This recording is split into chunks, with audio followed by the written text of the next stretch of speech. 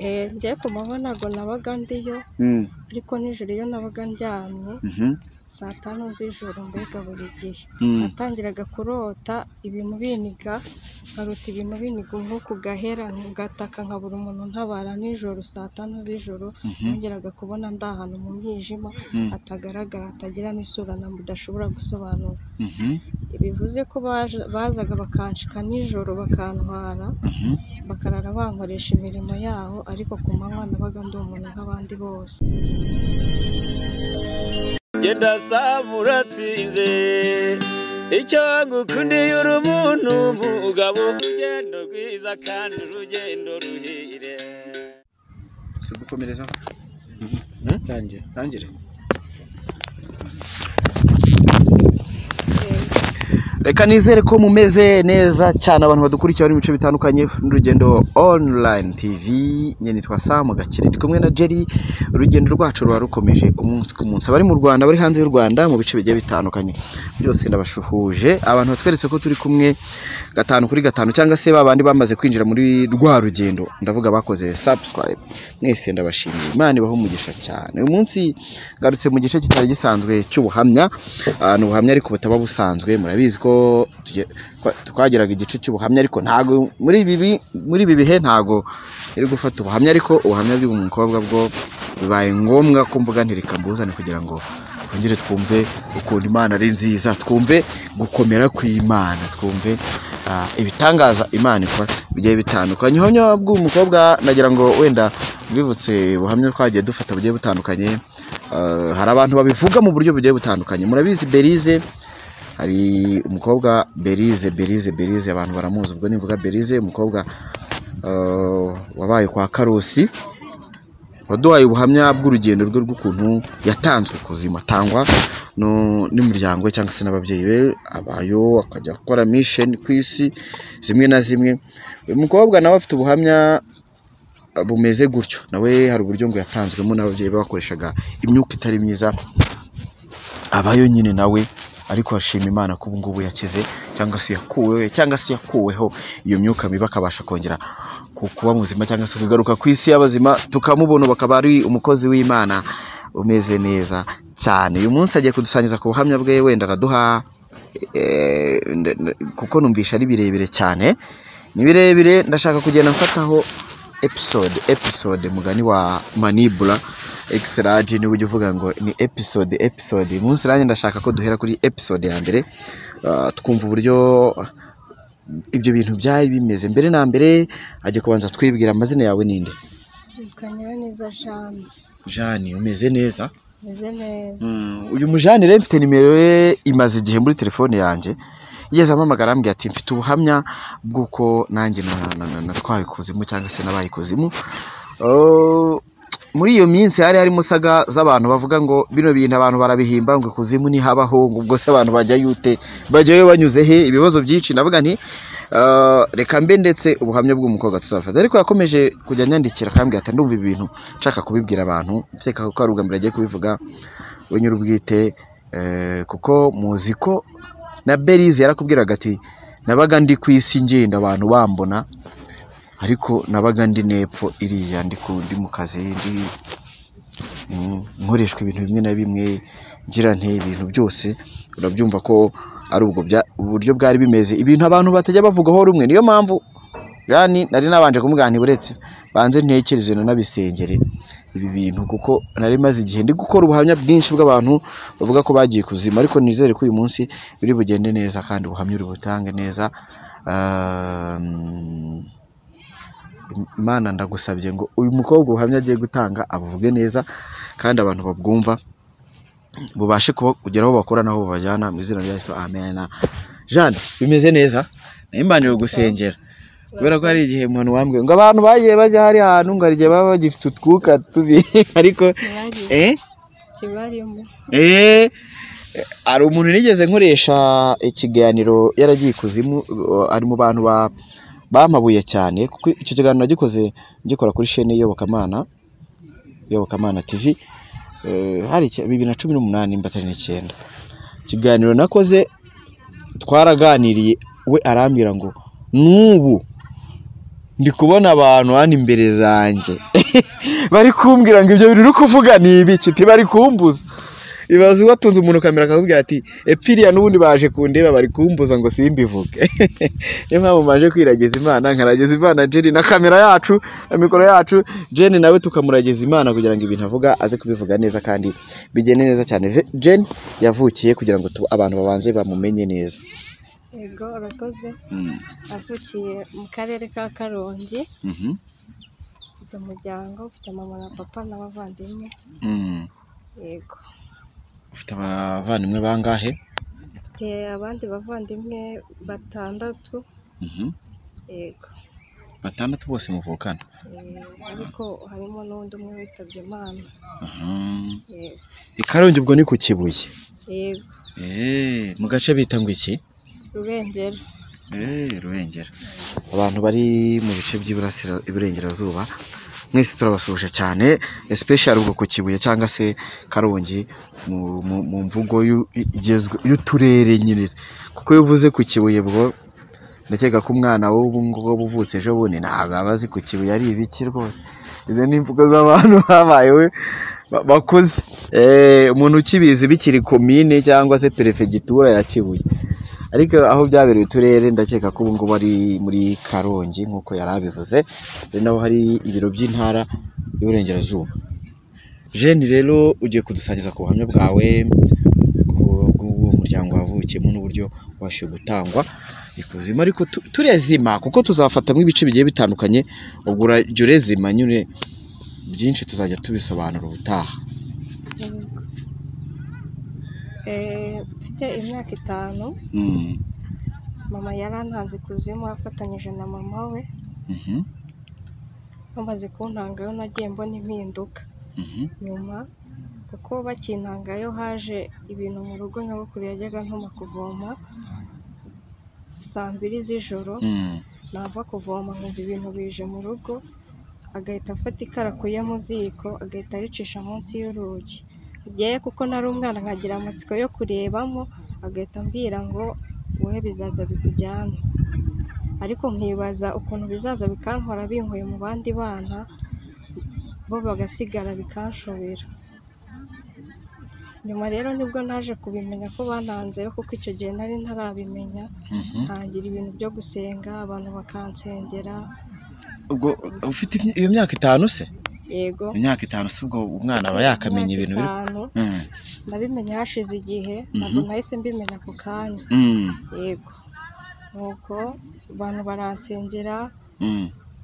Hanyuma nyuma y'igihe gito kugira ngo mbimenye bisobanuke neza, byafashe murumuna wanjye afite nk'imyaka 14, aba umusazi, asara imyaka 2 n'amezi. Ari umusazi. Noneho njyewe mbimenye ntangira gusenga, ariko nabaza mama akambwira ko atazi ibyo ari byo, kandi nawe twamubaza icyasarisheje murumuna wacu akavuga ko yarozwe n'ahandi. Ariko nyuma ngiye naje kujya gusenga ndabimenya, baranansengera, imyuka mibi ivaho. Urabirezimye cyane, watanzwe kuzimu.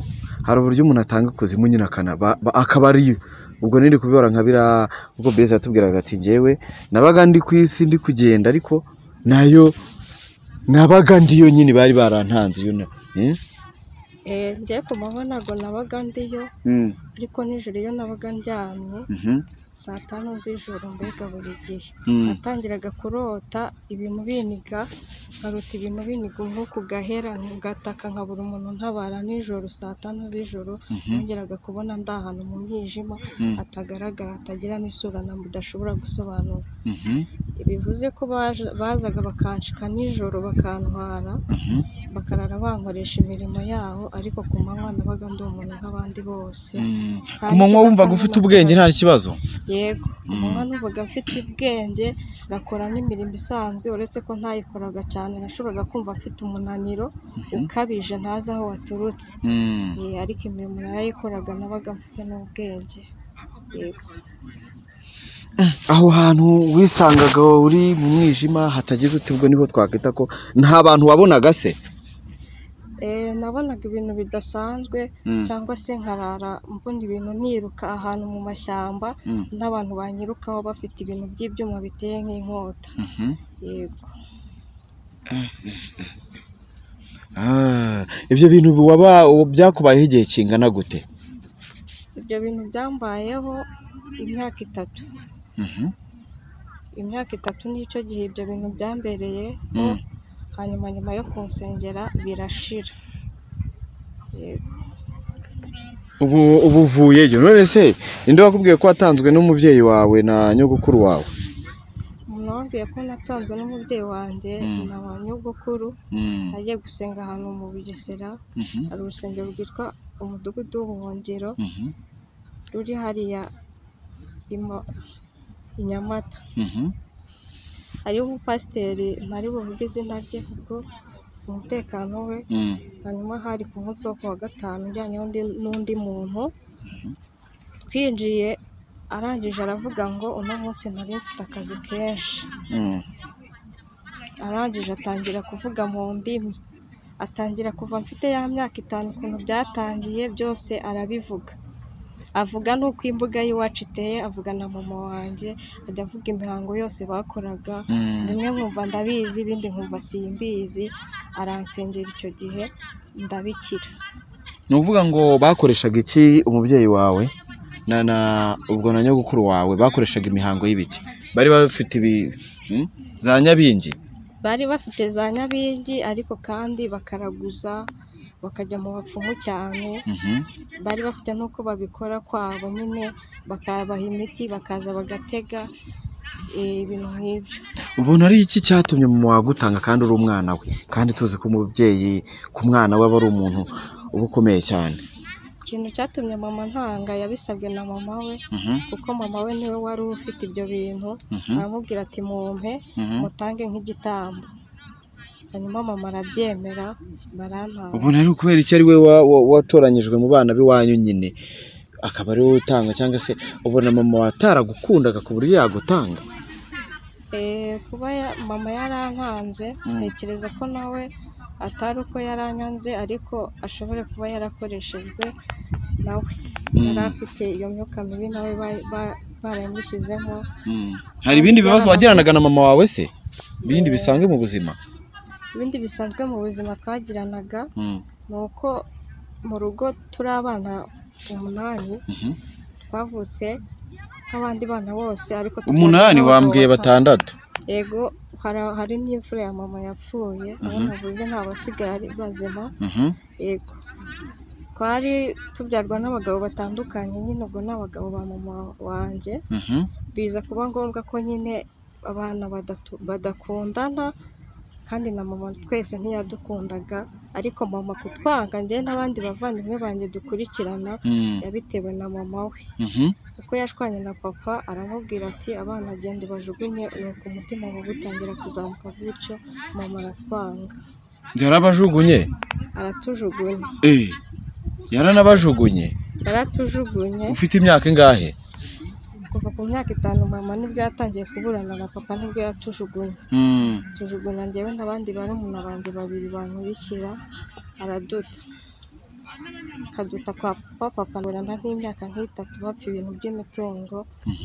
Nyuma nibwo baje gusubiranamo gake, umutekano ubonetse, mama arongera aradusubirana. Mwabagaho icyo gihe mbere yuko abasubirana? Mbere yuko adusubirana babaga kwa papa? Jewe hari umuryango wari warantoye, mbere yuko adusubirana niho narindi. Hanyuma abandi bavandimwe banjye 2 nyuma yaje kubemera nyine akajya aburana bafite. Yego. Ubwo ikibazo ni wowe nyine? Ikibazo kiba njyewe, kubera ko bari barantanze imbere nyine kuzimu nyine, sinzi uko byagenze nyine baranyanga, ntibankunda. None se Jenny we, nyuma yo kugarutse kwa mama wawe ukubyara mwabanye ute? Nyuma y'uko ngarutse kwa mama umbyara ntabwo twabanye neza. Twabanye mu makimbirane, tubana dushwana, ko nari umwana utarakunzwe mu muryango.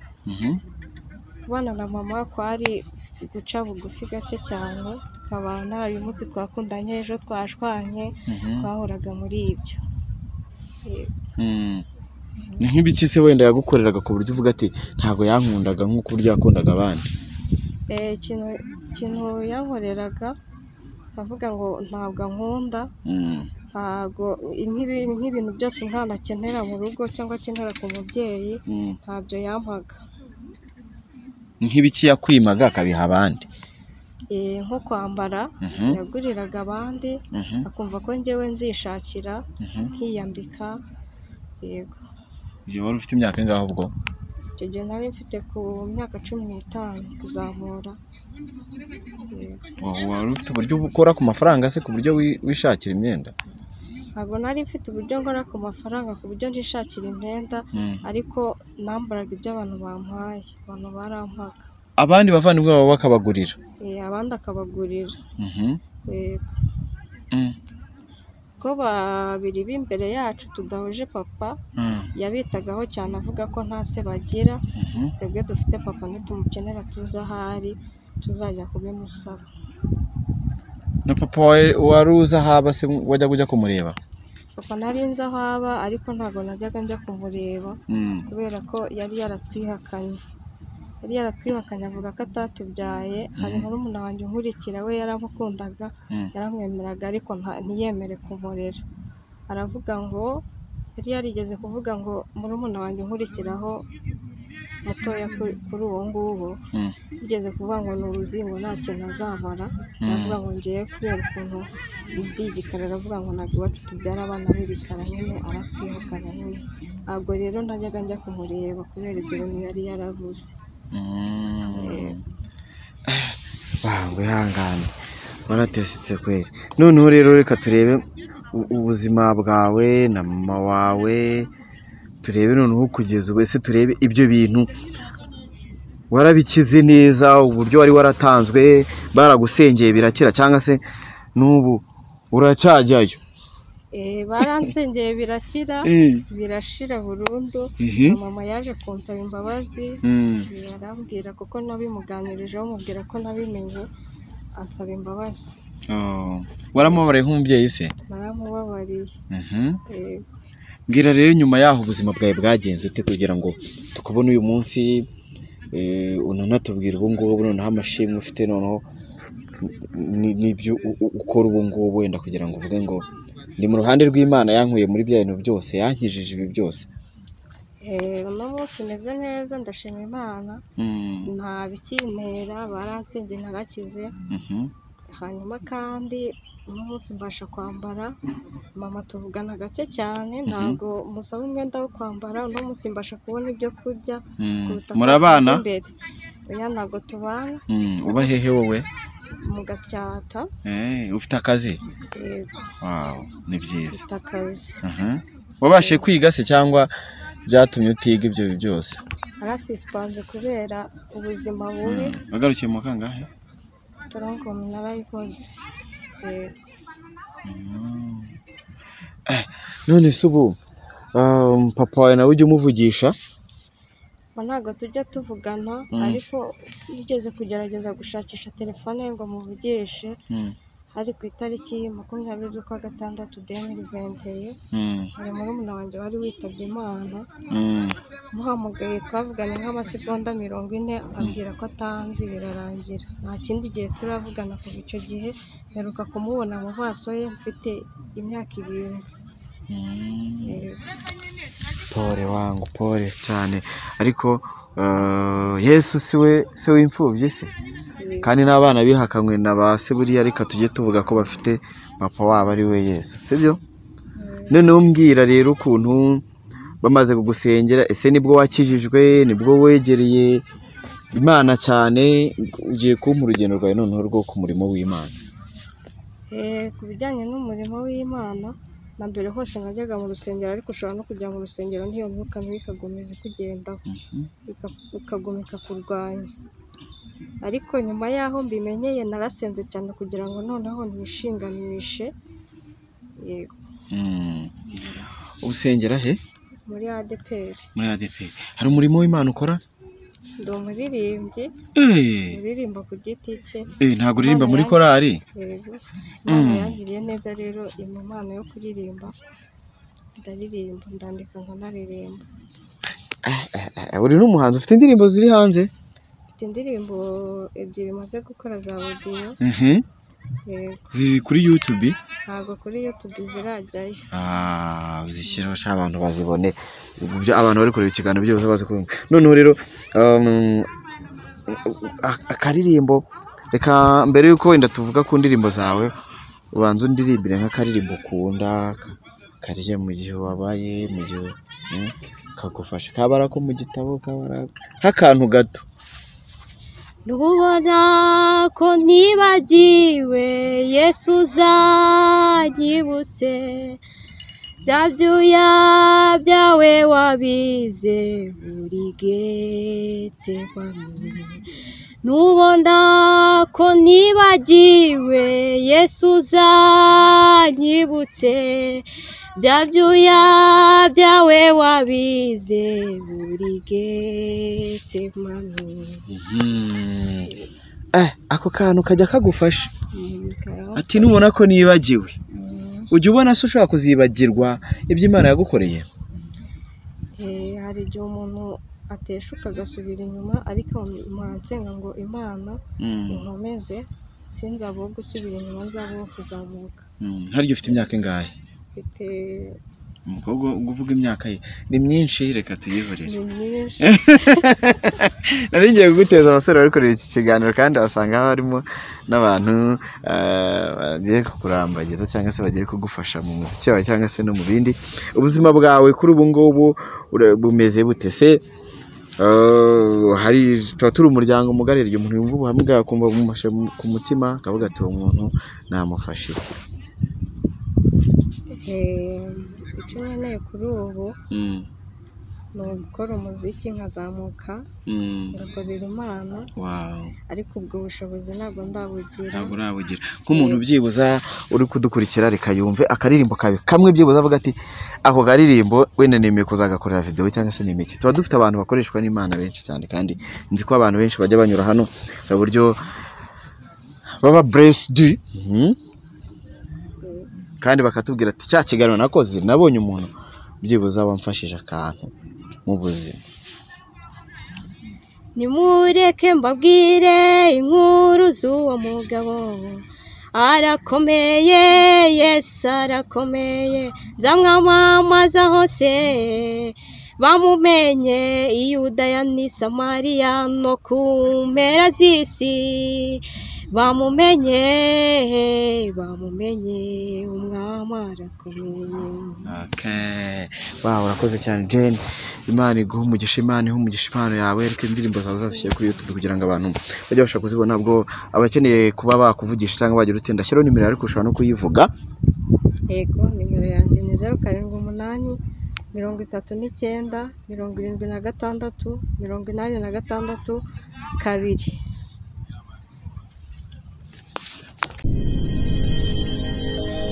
Genda saba uratsinze, icyo ngukundiye uri umuntu mugabo, urugendo rwiza kandi urugendo ruhire.